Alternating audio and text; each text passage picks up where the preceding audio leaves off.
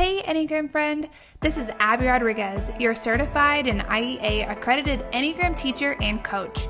In this space, I'll give you a sneak peek into real live coaching sessions and teach you how to apply the wisdom of the Enneagram into your life for personal growth. The invitation each episode is to take on a posture of curiosity about yourself and others, so that you can shift from merely surviving to fully thriving in your everyday life. Visit my website at abbirodriguez.com and listen into this episode to learn more. In this episode, I share the coaching space with an Enneagram One that's a homeschooling mama of kiddos ranging from age preschool all the way up to junior high. Building off of her experience of participating in the Enneagram Foundations workshop, we explore how to turn down the volume on the inner critic and really invite a posture of self-compassion in her experience as a mom. Our coaching conversation also illuminated the somatic expression of anger in Type 1s, which often shows up as tightness in their throat or kind of a rigidity along their jawline from all the pent-up frustrations that happen throughout the day. So listen in with curiosity and compassion and see what resonates in your experience or in the experience of the Enneagram Ones in your world. What feels most helpful for us to explore or discuss during our time together? Yeah, I know we've talked about a lot in the past about like inner critic and stuff. So that's kind of a big thing for me. Yeah. Before, because I know that you went through the introduction to the Enneagram Foundations workshop, before having some Enneagram language, and maybe even before you discerned your type, were you aware of the inner critic, or was it something that was helpful for you to kind of label once you realized you were an Enneagram One? Yeah, it definitely. I don't think that I was aware of at least the terminology, if that makes sense. I knew that I was always hard on myself. And I just kind of attributed that to like, I'm a firstborn and, have just had a lot of responsibility placed on me at a young age. And so I'm like, well, that's just my unrealistic expectations on myself kind of a thing. Yeah. So it was nice to put like words to it, I guess, if that makes sense. Yeah, for sure. For you, is the inner critic like a voice? Is it your voice? Is it someone else's voice? Or is it more abstract? I know sometimes it falls into that abstract range. I feel like the more I've come in tune with it, and like knowing really what it is, because in the past it was just like it was like my voice. It was like my thoughts and my voice. And I would say several months ago, I read something or heard in a podcast. I can't even remember where it came from, but how to name your inner critic. And so I did. And so that has helped me to separate. It's not my voice anymore. It's like a different, her name is Cruella. It's a different voice. So I know it's not me, if that, and that helps. It sometimes is still difficult to get past it. Yeah, for sure. And when you say get past it, what do you mean by that? Like to let go of what she is critiquing you on, or the energy that it expels? Yeah, or even to just recognize what's happening. Especially like if you're having an especially bad day or something, and things just seem to pile, to be able to separate and be like, okay, this is not me. Sometimes it's still so overwhelming to even be able to do that. Yeah. Well, and even, the expectations, right, that Type 1 structure, the expectations that you're holding yourself to, and really that inner critic is holding you to, are really impossible. There's times that I've heard one say that even if I was able to label what the standard is, which is sometimes hard, right? Sometimes it's so ambiguous, but even just this idea that I could meet it, I think the standard would just float up and be even higher. Like I would never even meet it. Does that resonate with your experience too? Yeah, I think that's absolutely true. Like I don't think that there's ever a way, no matter what I do, that I could meet it. because there's this line where I think it is, but it would certainly just change, like float. That's a good word. It would just like float above me, no matter what. Yeah. So. Yeah. So in the moments when you're kind of describing this experience of like having a day where it's just compiling, or maybe you get to the end of the day and it feels like that was not a great day. And oftentimes for ones, there's a lot of criticism that is happening that's making that day feel like that, whether that is criticism to yourself or even the experience of criticizing others. That is also just as exhausting because there's this emotional response that is happening simultaneously of feeling angry or concerned or this is not just, and so there's this fear around it or worry. All of that is an emotional exchange, even if your type is being more critical of others. So that's part of what is just helpful even to realize. So in those days when that's happening for you, when is the point that you realize the inner critic is sounding? Like, is it later in the day that you're realizing that, or is it something that you realize days later in hindsight? I've just been really hard on myself. I think it's different depending on the day, because sometimes it can be, if I can just like take a step back and breathe, I can realize it right then, and then have the ability to like, change the dynamic of what's going on. And sometimes it's days later. I think it just depends on where I am in my headspace to be able to even recognize what's going on. Yeah. So I think it just changes. In the days that you are able to just pause, take a breath, and realize that what's happening around you, or even just internally what's happening, is there anything that you can note that's different about those days as opposed to the other days where it just snowballs and compounds and you realize it a couple days later?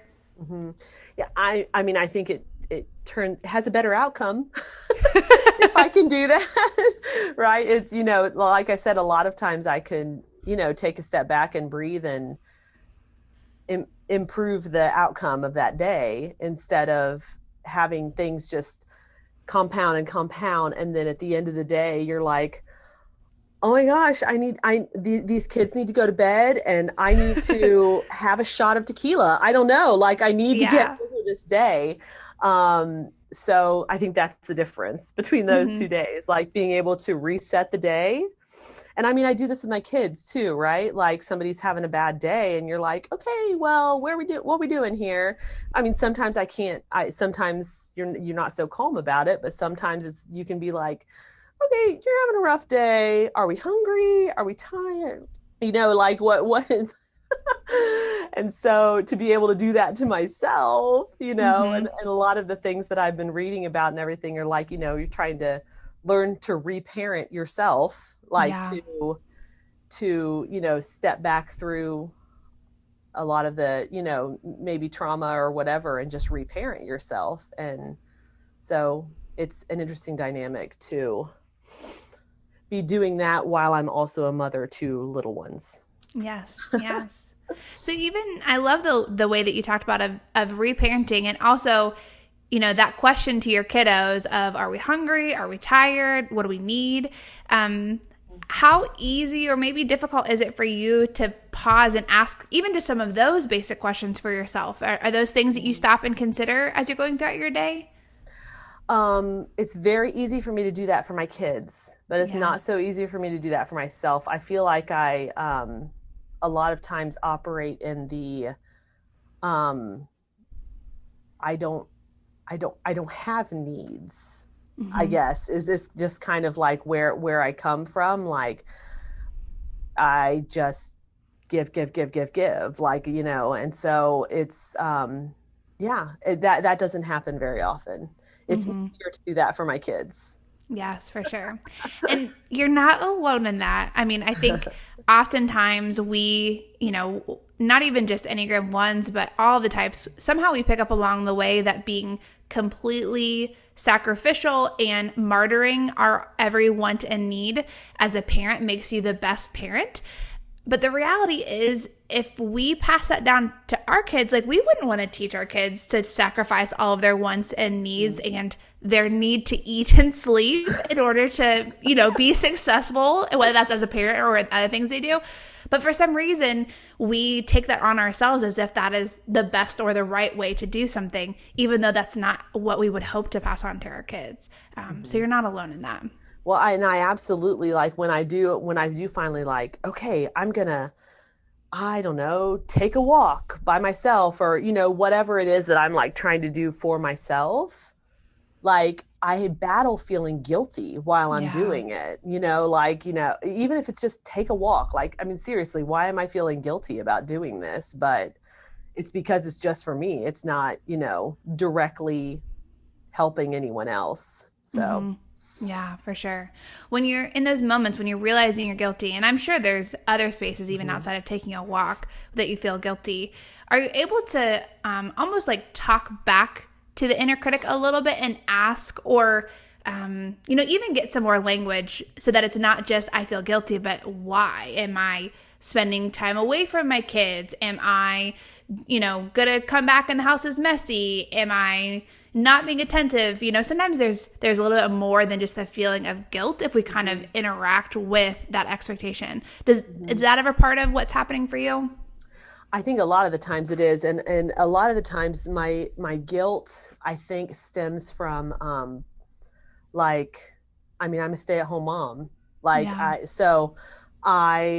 is my job, but it's also my life. Mm-hmm. And so I feel guilty. Not that never in a million years would my husband make me say anything or do anything to make me feel guilty about taking time for myself. He encourages it, but the whole, not the whole time, but thoughts occur to me well, he's done his job today. He's been working all day. Why should, he doesn't get to take a break, or, whatever. And I just, I think it's because it's my job.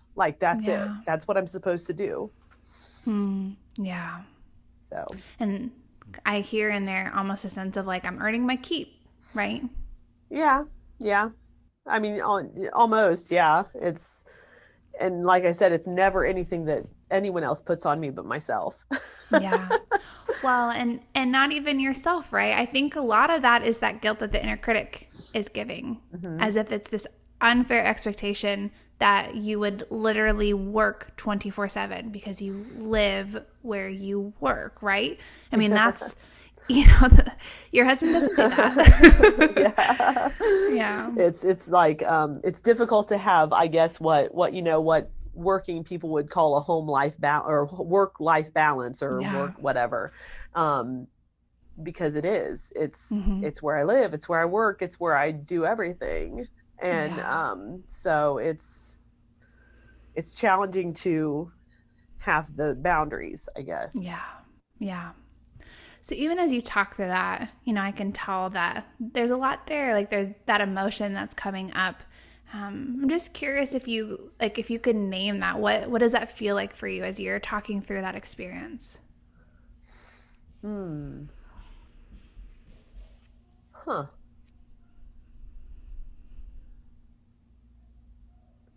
I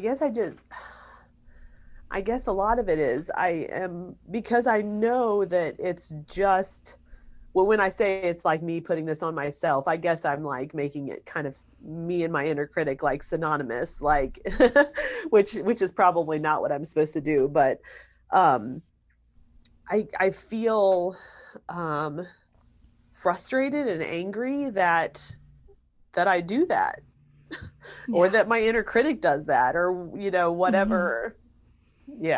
That things could be a lot easier and a lot more joyful in my life if I didn't have that. Yeah. So even just taking a moment to breathe and to allow yourself to experience that anger, sometimes when we have those moments, especially for the type 1 structure, we're just trying to keep it all together because it feels like we got to keep our finger on everything around us, including ourselves, and keep it all together. But just giving yourself some space just to breathe. If you even could take a moment to close your eyes and breathe deeply and feel that emotion in your body.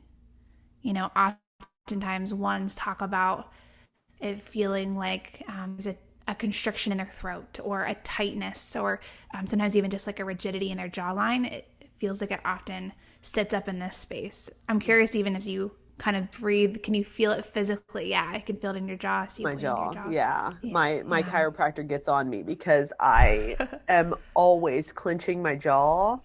Yeah. I Yeah. have to like consciously like relax my jaw and massage it because it just it gets all tight up in there. Yeah. Do you notice when you are clenching it before it starts to hurt? Like, can you tell it's being rigid before there's any type of symptom of it? Not usually. And I also do it in my sleep. I have like a retainer, Yeah. like a mouth guard that like keeps me from clenching too much in my sleep. But usually it's, wow, I have a headache. Why do I have a headache right now? It's because I'm clenching my jaws. Yeah. So a good practice for ones, and really all the types, specifically for ones, is to check in with your physical felt sense around those sensations. So that tightness in your jaw, the rigidity in your jaw, if when you feel emotion, if it kind of boils up in your chest and your throat, sometimes people will feel like almost this I can't breathe any deeper, otherwise it'll just all come out kind of feeling. Because if you can notice that in your felt sense, that will give you some clue that you're kind of constricting down on an emotion that you're having. And you're trying to just get through what's happening rather than just allowing yourself to experience it. Because our emotions are not bad, they're just a symptom that something is happening for us. And so, in that, if you take a moment to take a deep breath, you realize that your jaw is rigid before you even get the headache, or you have to, massage it to get it back to normal.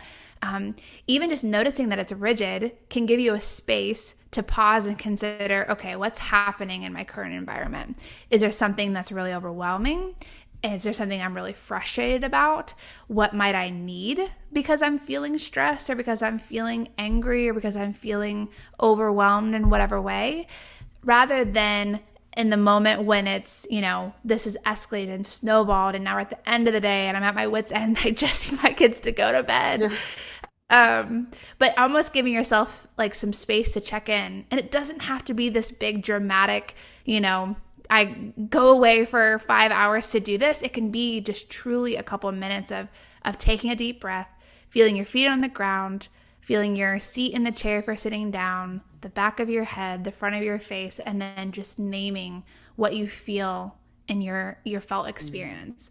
Because for you, you know that rigidity in your jawline is one of those things specifically to pay attention to. Yeah. As I say all that to you, I'm just curious of what that sounds like to you. I'm just literally, I'm kind of cracking up on the inside because I'm reading a book right now that literally in the chapter I just read was talking about what you just explained. Yeah. So I'm like, okay, I get it. I guess this is what I need to do, right? Yeah. And even sometimes, especially because, you don't have as clear-cut boundaries around your work, or maybe even rhythms in the way that someone else might, if they are at work or things like that.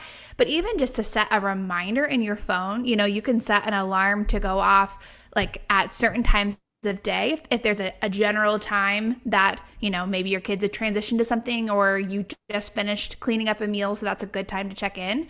But just as like a simple reminder to check in. And you can click snooze if you're in the middle of a conversation with your toddler and you can't do it right now. Or you can, just take a moment, almost forcing yourself a good rhythm for it. But just to take a moment to breathe, to check in. And in that, naming the emotion that's coming up, if you can give it a name, but also just noticing the sensation can cause it to dissipate, can cause it to release, because it, when we constrict down on it, that's when it gets held up in there, and then it turns into something else that becomes much more of a burden, or kind of comes out sideways in a way that we didn't want it to, because we just kind of put it in our subconscious and we didn't deal with it. Yeah. One thing that one of my friends several weeks ago said to me that was kind of a game changer for her, and it seems to be helping me too, is when you feel like you're going to cry, but you like hold it in. And I do that often. Not that I'm like generally a crier, but like when I'm going to cry, I'm going to hold it in. Like I'm not like, I'm like, keep it together kind of a thing. It gives me a headache every time when I'm like holding it in. It's like this pounding, excruciating headache. But what do you know, when you don't hold it in, it doesn't give you a headache.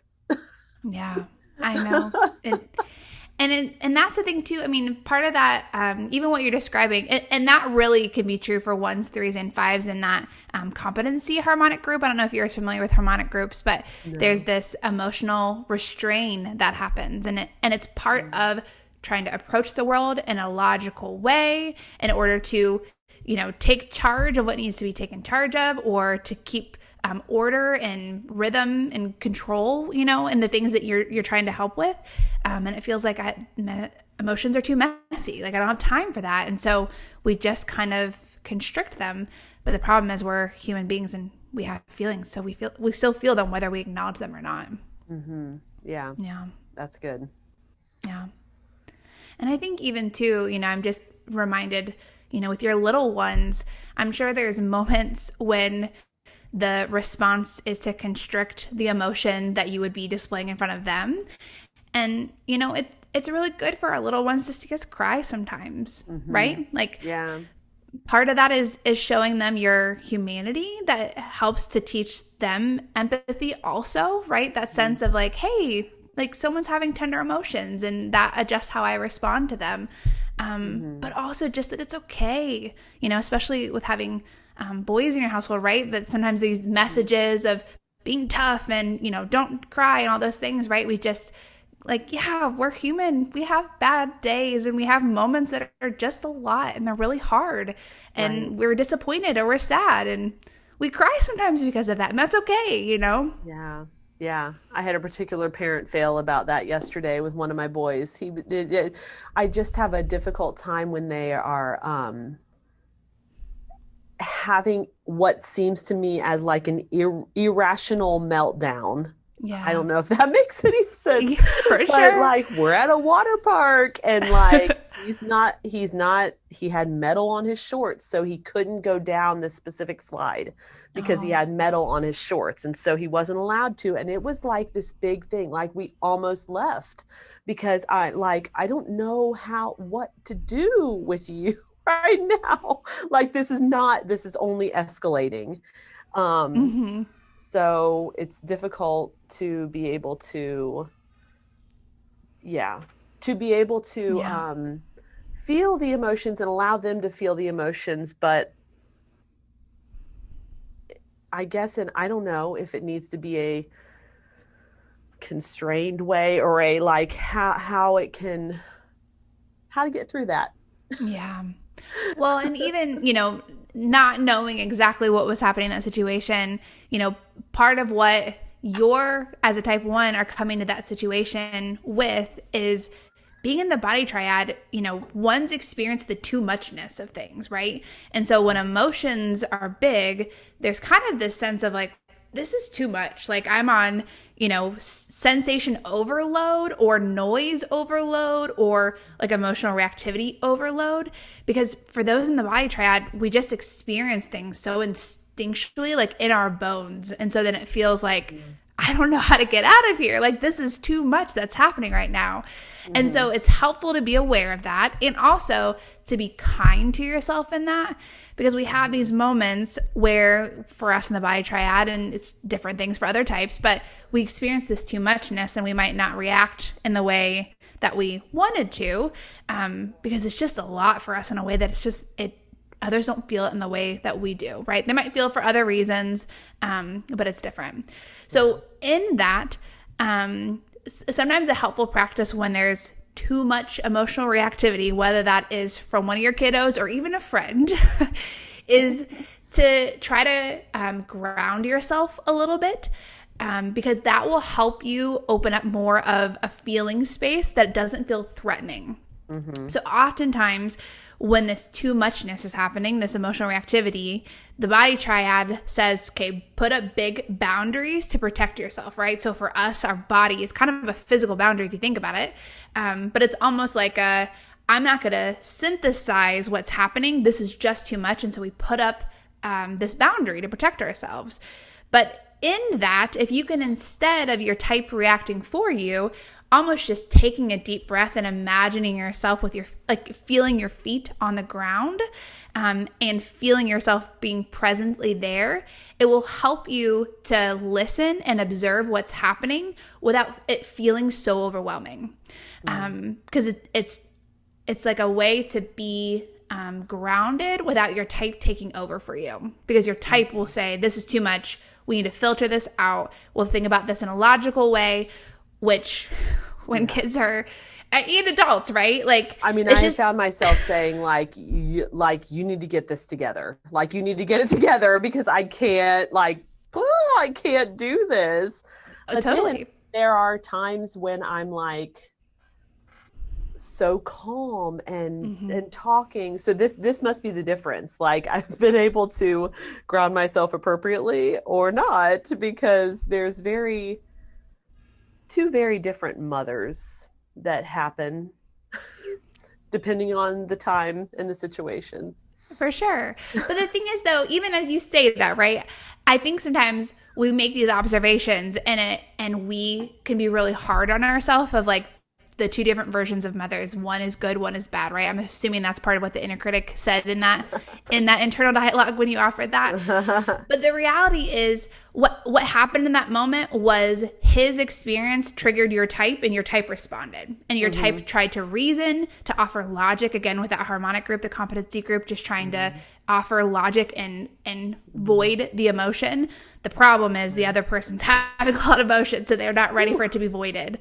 And so the thing is, like, there's nothing inherently wrong with that. It just wasn't super helpful in that space, you know?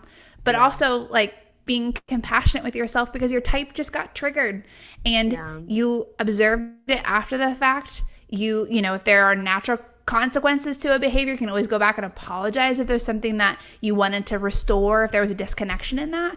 But also just being gracious with yourself, because that's a really challenging moment, especially when there's all these people watching. You're at a space that you can't just quietly escort him back into your house.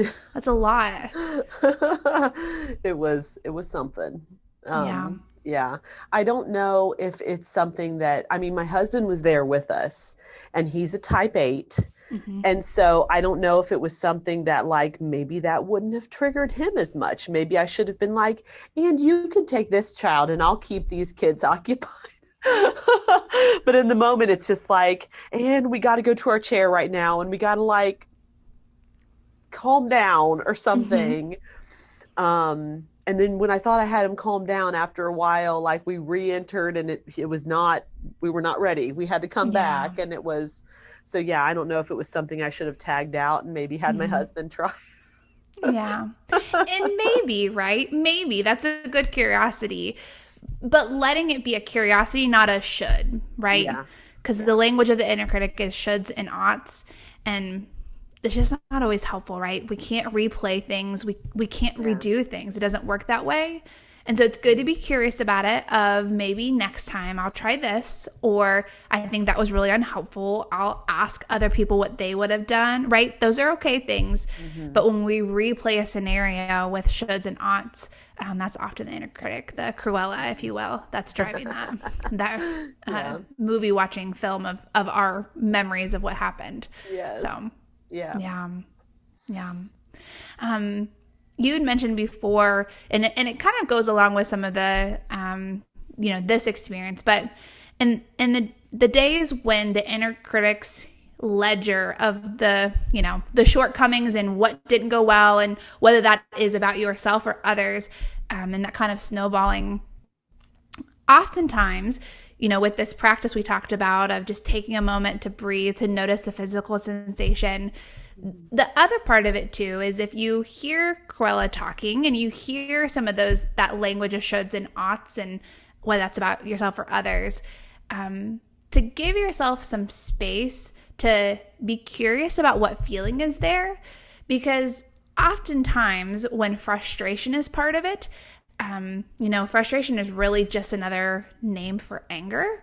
And anger is an emotion, right? It's just part of what we need to allow to come and be and go in the way that it's supposed to.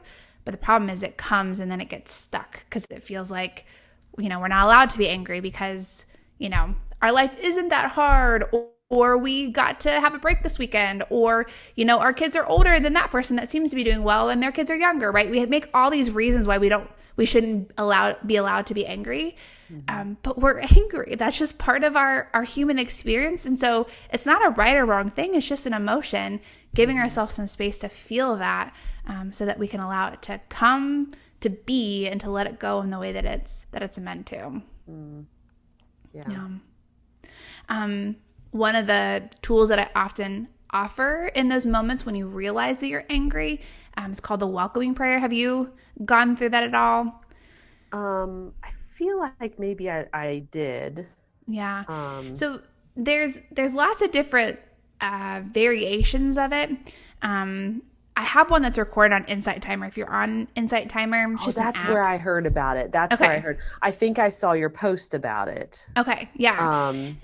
And it's just like an 8-minute guided meditation. And it's really helpful because sometimes when we're really flooded with whatever the feeling is, of whether that is criticism on ourselves or irritation with other people or frustration, it feels really hard to have the support we need to pause and to just name, like, I'm really angry about what's happening right now.